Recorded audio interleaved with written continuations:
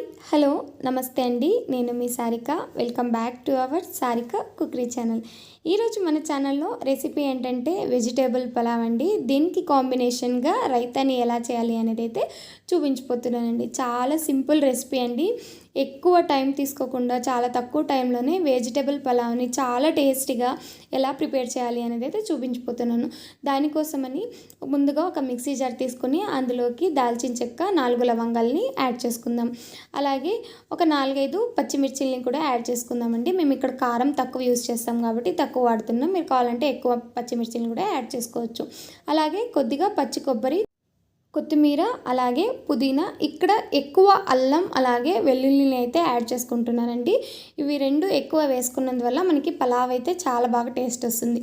వీటన్నిటిని యాడ్ చేసుకొని కొద్దిగా నీళ్లు వేసుకొని అయితే మిక్సీ ఆడించుకోండి. ఎక్కువ నైస్గా కాకుండా ఇలా బరకగా అయితే మిక్సీకి వేసుకోండి. ఇప్పుడు స్టవ్ మీద ఒక కుక్కర్ పెట్టుకొని అందులోకి ఒక 4 టేబుల్ స్పూన్ల దాకా ఆయిల్ వేసుకోండి. ఆయిల్ వేడైన తర్వాత అందులోకి కొద్దిగా జీలకర్ర, అలాగే 2 మరాఠీ మొగ్గు, ఒక అనాస పువ్వు, కొద్దిగా దాల్చిన చెక్క, అలాగే 2 లవంగాలు వీటన్నిటిని యాడ్ చేసుకుని 1 నిమిషం పాటు బాగా ఫ్రై చేసుకోండి. మీరు కావాలంటే ఇందులోకి పలావ్ ఆకును కూడా యాడ్ చేసుకోవచ్చు. ఇవన్నీ ఫ్రై అయిన తర్వాత నేను నిన్న నైటే ఒక కప్పు బఠానీని అయితే నానబెట్టుకున్నానండి. ఆ బఠానీని యాడ్ చేసుకుని వీటిని కూడా ఫ్రై చేసుకుందాం. అలాగే ఇప్పుడు ఇందులోకి మనము చిన్నగా కట్ చేసి పెట్టుకున్న ఉల్లిపాయలు, అలాగే కరివేపాకు మరియు కొద్దిగా అల్లం వీటన్నిటిని యాడ్ చేసుకుని మనకి ఉల్లిపాయలు అనేవి లైట్ గోల్డెన్ కలర్ వచ్చేంత వరకు అయితే వేయించుకోవాలండి. ఇవి ఇప్పుడు వేగిపోయాయండి. ఇప్పుడు ఇందులోకి మనం వెజిటేబుల్స్ని అయితే యాడ్ చేసుకుందాం. చిన్నగా కట్ చేసి పెట్టుకున్న క్యారెట్, అలాగే బీన్స్ మరియు ఆలూలను అయితే ఇక్కడ నేను యాడ్ చేసుకుని మిక్స్ చేసుకుంటున్నానండి. మీరు కావాలంటే కాలీఫ్లవర్ని కూడాను యాడ్ చేసుకోవచ్చు.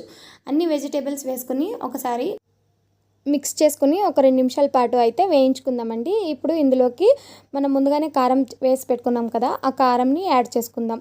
అలాగే కొద్దిగా పుదీనాని వేసుకుందాం. అలాగే కొద్దిగా పసుపును కూడా యాడ్ చేసుకుందాం. అలాగే రుచికి సరిపడా ఉప్పును కూడా వేసుకొని ఒకసారి అంతా బాగా మిక్స్ చేద్దామండి. ఇప్పుడు ఇందులో ఉన్న పచ్చివాసన అంతా పోవాలి. పచ్చివాసన అంతా పోయిన తర్వాత మనకి ఇందులో బాగా ఘమఘమ అని స్మెల్ వస్తుంటుందండి. చూసారు కదా, ఇక్కడ ఇందులో ఉన్న పచ్చివాసన అంతా పోయి కొద్దిగా ఆయిల్ అయితే పైకి తేలింది. ఇప్పుడు ఇందులోకి ఒక గ్లాస్ బియ్యానికి 2 గ్లాసుల నీళ్ళని యాడ్ చేసుకుందాం. ఇక్కడ నేను ఒక గ్లాస్ బియ్యం తీసుకున్నానండి, అందుకే 2 గ్లాసుల నీళ్ళని అయితే యాడ్ చేసుకుంటున్నాను. యాడ్ చేసుకొని ఇంకొకసారి అంతా బాగా కలుపుకోండి. బాగా కలుపుకొని ఎసురు బాగా మరలనివ్వాలి. ఇలా మరిగేటప్పుడు మనము ఈ స్టేజ్లో ఒకసారి ఉప్పు కారం సరిపోయాయా లేదా టెస్ట్ చేసుకొని ఉప్పు కారంని అయితే యాడ్ చేసుకోవచ్చండి. ఇక్కడ నాకు ఉప్పు కొంచెం తక్కువ పడింది, అందుకని ఉప్పునైతే యాడ్ చేసుకుంటున్నాను.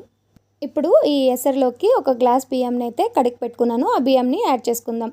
యాడ్ చేసుకుని ఒకసారి అంతా మిక్స్ చేసుకుందామండి. మిక్స్ చేసుకున్న వెంటనే మూత పెట్టేయద్దండి. ఇప్పుడు ఇంకొకసారి ఎసరుని అంతా బాగా మరలనివ్వండి. ఇలా ఎసురు బాగా మరలేటప్పుడు అయితే మనము మూత పెట్టి 2 విజిల్స్ వేయించుకోవాలండి.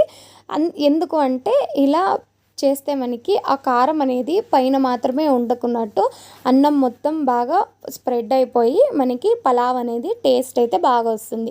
ఇప్పుడు 2 విజిల్స్ అయిపోయాయండి. కుక్కర్ చల్లారాక మూత తీసి చూస్తున్నారు కదండి, మనకి పలావ్ అనేది రెడీ అయిపోయింది. కారం అనేది పైన మాత్రమే వండుకున్నట్టు అన్నం మొత్తం బాగా స్ప్రెడ్ అయ్యి పలావ్ అనేది రెడీ అయిపోయింది. చాలా టేస్టీగా అన్నం కూడా చాలా విడివిడిగా అయితే ఉడికిపోయిందండి.